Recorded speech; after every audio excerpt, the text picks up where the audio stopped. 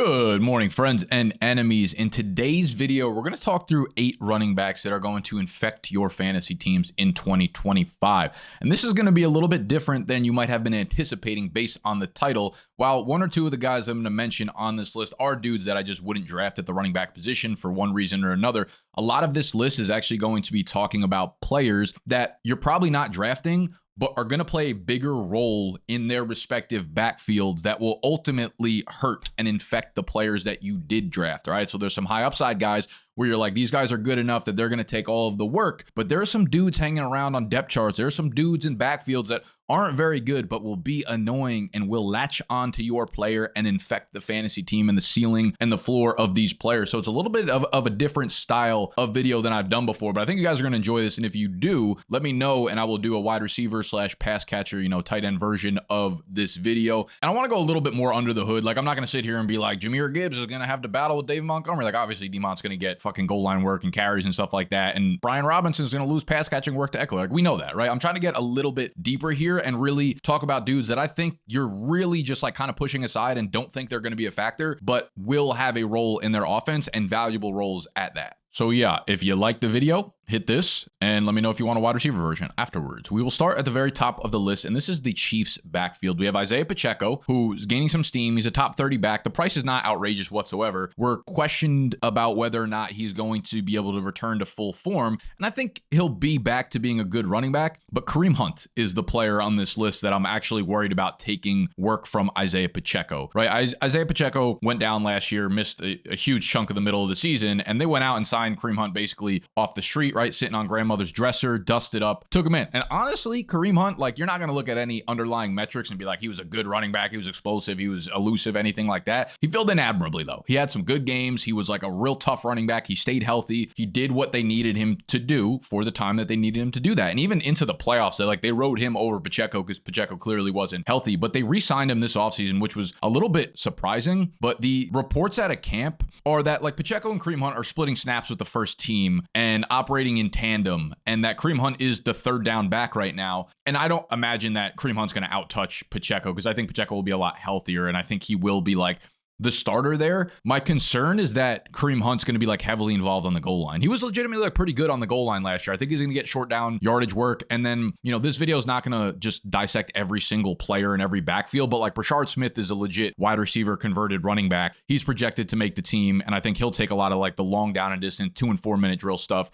But Kareem Hunt's really the infected player or the infector player on this list that I'm a little bit worried about with Pacheco, because I think Pacheco could obviously succeed in this offense. They're a high scoring offense, or projected to be, and he could get a lot of goal line opportunities. But I do genuinely think, and you can hear this quote from Andy Reid on the snap split for Isaiah Pacheco and Kareem Hunt, I don't know how they'll divvy up, but I would imagine it'll end up being the same as we've been doing with them. They'll both be in there battling. That there's not much to that. It ain't that deep. But I genuinely think there's a really good chance Kareem Hunt is their short yardage back and takes a decent chunk of the goal line work in there. And if Pacheco's not catching a ton of passes, that makes me question whether or not he's worth like a top 25 running back type of pick. And on top of that, the Chiefs are just so pass heavy within the 10 and 5 yard line. That's just the way they run their offense through Patrick Mahomes. So like, I think there's a legitimate concern with Kareem Hunt, as dusty as he is. This next one is a lot more obvious to the masses at this point, but it's Aaron Jones and Jordan Mason. So Jordan Mason is the infect tour at this point. His ADP is almost, I think he's like a single digit round pick. But going into the offseason, they traded for Jordan Mason. It was like a pick swap in the 6th, 7th round, some stuff like that. So nothing like overly intense there. Aaron Jones coming off of a 1,500 yard from scrimmage season,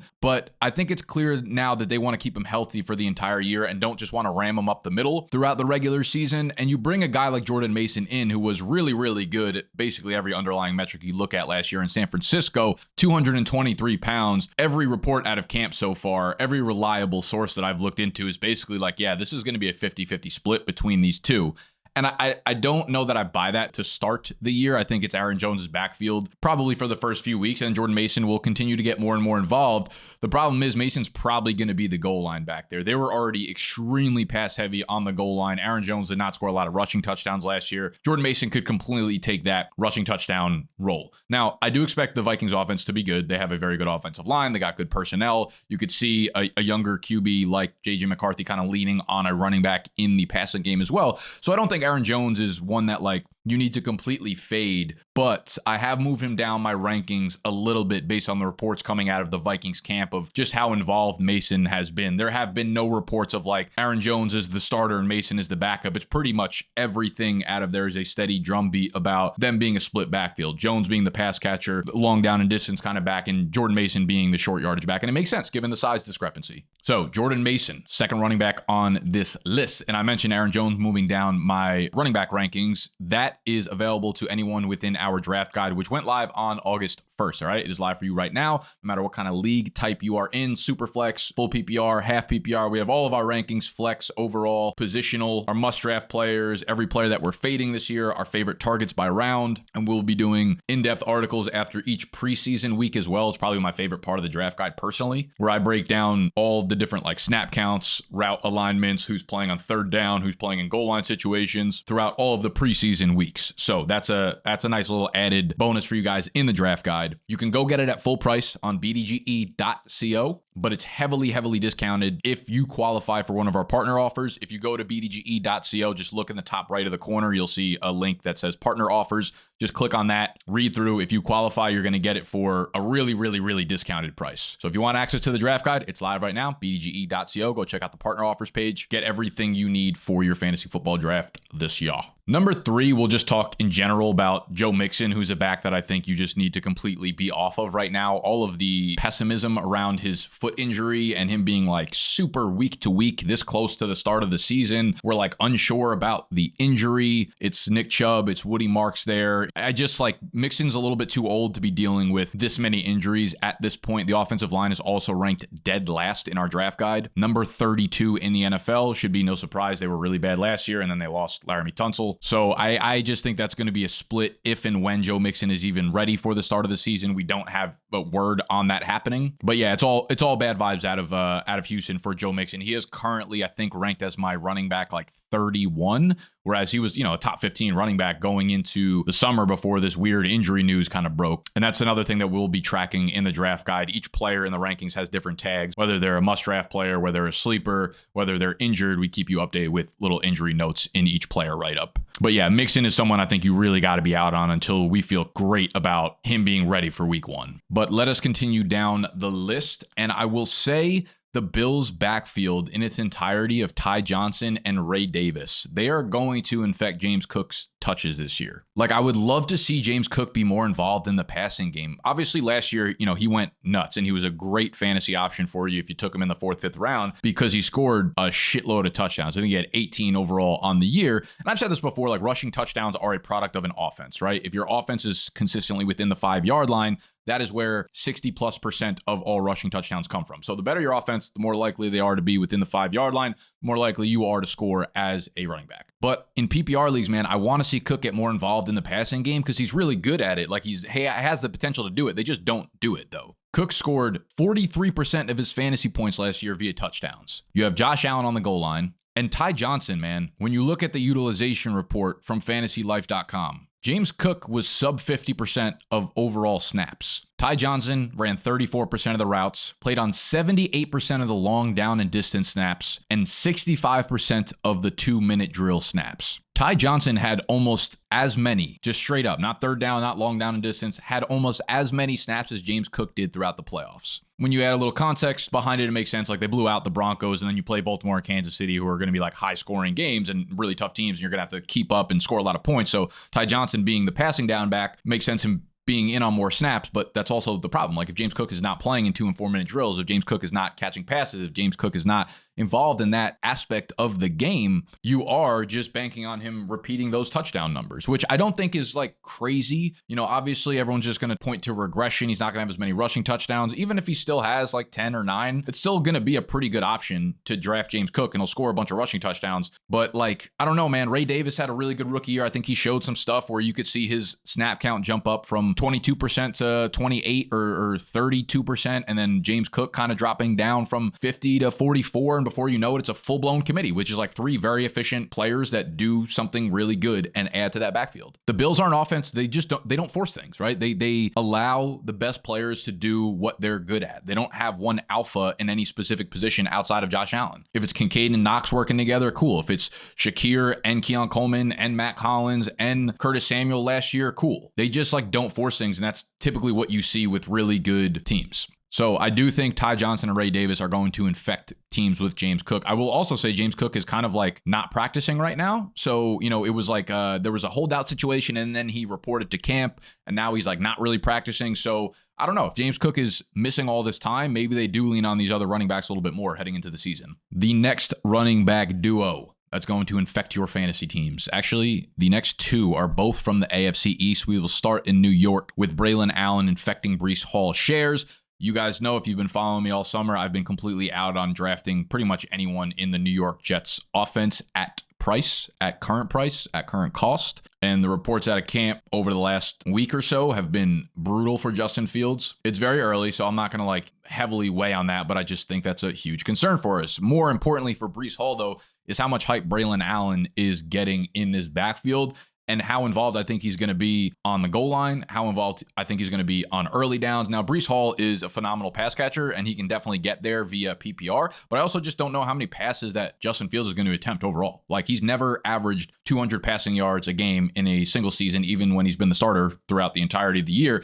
There's just not a large pie of passing statistics to go around in this offense, and if Braelon Allen really does carve out a meaningful role in the rushing game, which literally, like, we'll just list a bunch of reports coming out, he's like the 1B to Breece Hall's 1A, whereas going into last year, it was like Breece Hall is going to get a 90% opportunity share. Everybody else is just fighting for scraps. I just don't think we're going to see that. With Aaron Glenn coming over from Detroit, they use that David Montgomery, Jahmyr Gibbs system, and they've said as much. Like, that's what they plan on doing going into this year. So I get that people want to draft Breece Hall in the 3rd round, but it's just not going to be me. It ain't going to be me. And maybe this backfires, and maybe he catches 85 passes in this offense, but I'm not going to go that way. So Braelon Allen is not only possibly going to have some standalone value, but he will infect your Breece Hall shares. And as I mentioned, staying in the AFC, Rhamondre Stevenson is going to infect some treveyon Henderson shares as well. I've talked about this quite a bit over the last couple of weeks. While treveyon Henderson was one of my favorite backs in this class, and I think he's going to have a phenomenal career, and I think he's going to be good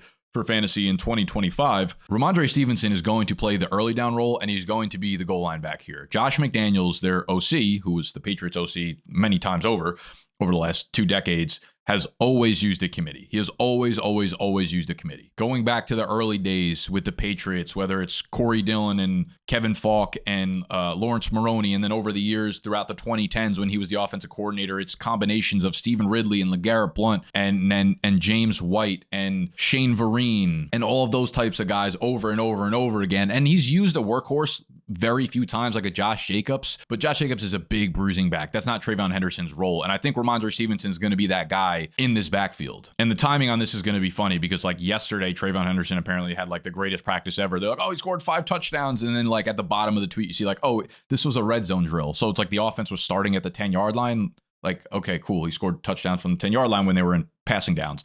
I very much expect treveyon Henderson to play on most passing downs. Like, he is unbelievably explosive. He'll be the biggest playmaker and the most explosive player in this offense for New England, no doubt about it. And he will be heavily involved. But I'm really hesitant to say that he has that like league-winning upside, because outside of Rhamondre Stevenson getting hurt, because what we've seen with Josh McDaniels is the use of a guy like him. If we're expecting this team to take a big leap up, Drake May year 2, heavy investment to the offensive line. This defense, they spent a lot of money on defense. They get some players back that were injured last year. Christian Gonzalez, Barmore on the defensive line, grabbed Milton Williams. This is a team I think is going to lean on their defense and be run heavy, which I think favors a guy like Rhamondre Stevenson in low scoring games. They're an 8.5 win team per Vegas. If we're going to score a little bit more, Rhamondre Stevenson could be the goal line guy there. Wouldn't surprise me at all if he scored 8 rushing touchdowns this year. So Rhamondre, I think at this point, he's being so devalued. People are so off of him because of the hype with treveyon Henderson that I think he's a good value. But in full PPR leagues, I think you'll start off being like, yeah, I could start treveyon Henderson, and he will be involved in the offense and maybe get, 5-6 carries out the gate with like 4 targets or something like that. But I think he's going to end up having a pretty low ceiling, at least to start the year. So Rhamondre worries me for treveyon Henderson. And kind of the same type beat here. We're hearing reports out of Denver that like J.K. Dobbins and R.J. Harvey are really splitting this backfield down the middle, and they are co-starters as it stands right now. Now, the one part of his game that TreVeyon Henderson really excels in is pass blocking, which should get him onto the field early. RJ Harvey was the worst charted pass blocker that I saw in this year's class. He's really bad at pass blocking. And it's not to say he can't improve, but Sean Payton came out and said, yeah, J.K. Dobbins is going to get a lot of snaps until RJ Harvey improves in the pass catching aspect of the game. So again, RJ Harvey, very explosive, will make big plays, will be involved in the passing game. Sean Payton always involves his running backs in the passing game. They are annually top 5 in target share to that position. But J.K. Dobbins was brought in to be an early down guy there. And I also am not ruling out Aldrick Estime to have, a 10 to 15% snap roll here and possibly get the goal line work considering how big he is. So Harvey's another dude where, the upside is there. They have a great offensive line. You should be just excited about the Denver offense. Ultimately, you like Sean Payton's scheme, but there are obstacles in the way where I'm not ready to be like RJ Harvey's going to see more than 45% of the snaps in this offense. So for Henderson and Harvey, I think like rule of thumb, it has to be a full PPR league for you to be targeting them. And I think you're going to have a little bit of either injury, luck, break your way, or guys like Rhamondre and J.K. Dobbins will be infecting your fantasy teams for the majority of 2025. You know who else, real quick, I just want to throw this in there, probably going to infect your fantasy team if you draft him. And by probably, I mean without a doubt, guaranteed you didn't get a value if you drafted him in the last round with the last pick of your draft. That's Kyle Pitts. We'll move on to the last running back here, and that's the Tony Pollard, Tyjae Spears duo. Tony Pollard has been awesome. He was one of the must-draft players in the draft guide last year. We were all over him in like the 8th, 9th round where people were getting off him. They were excited about Tyjae Spears, and I get it. But I also think last offseason when they talked uncontrollably about this being a 1A, 1B situation, I think they meant that. But then Tyjae Spears started dealing with a bunch of lower leg injuries, and he could just never get on the field, and he could never gain momentum throughout the year. But I do think if he can come into the year healthy, which apparently he is right now, there's no like ailments or no injuries or setbacks or anything like that. It's not like he suffered anything major. Last year was just like hamstring pull after this pull after that pull. And I'll keep you out for the year, and that will linger for the entirety of the year. You get the full summer. I think this will be close to a split backfield. I think Tyjae Spears will be the passing down back. I think he'll be the long down distance back. I think he'll be the 2 and 4 minute drill back. I think he's one of the sneakier ones that everybody stopped talking about. And I'm not targeting him because he's playing that role. Like, I don't think he'll be a good fantasy option, but I do think he will eat into Tony Pollard's role way more than people are anticipating. In the same way that people thought it was going to happen last year, I could see that actually happening this year. So while I'm not moving off of Tony Pollard, I'd be skeptical to look at him in the same way that we did going into last year. I don't think he's like a top 15, top 17 running back. I think I would be looking at him as more of like okay, he's my RB2, would much rather have him as a flex option this year. Because in games where they don't score a rushing touchdown, Pollard doesn't get in via the rushing scores, I think there's a good chance that he ends up with a lot of like 8, 9, 10 point full PPR games. That's not what you're looking for out of your RB2. So we've got those 8 or 9 running back duos, committees, backfields, or whatever that I am genuinely concerned about. You know, you can move it up, move it down, what your concern level is based on how you see things, but this is just how I see things playing out. And I am not concerned about Trey Benson, James Conner. I am absolutely not concerned about Jalen Wright to Devon Achane. So take that for whatever you would like to, but I will leave you with that. If you want to leave by letting me know you liked this video, of course, the best way to do that is just hitting the button that looks like this down below. Subscribe to the channel if you are new here. And if you would like to see a similar version of this, the wide receiver version of this, pass catcher version of this, let me know in the comment section and I will get cooking on that right away. Best way to support the brand, best way to support your fantasy draft this year is by copying the draft guide, BDGE.co. Partner offers in the top right hand of the website. Go see if you qualify. You get a super duper discounted price for the full draft guide. All right. I love you. I'm out of here. I'll see y'all tomorrow.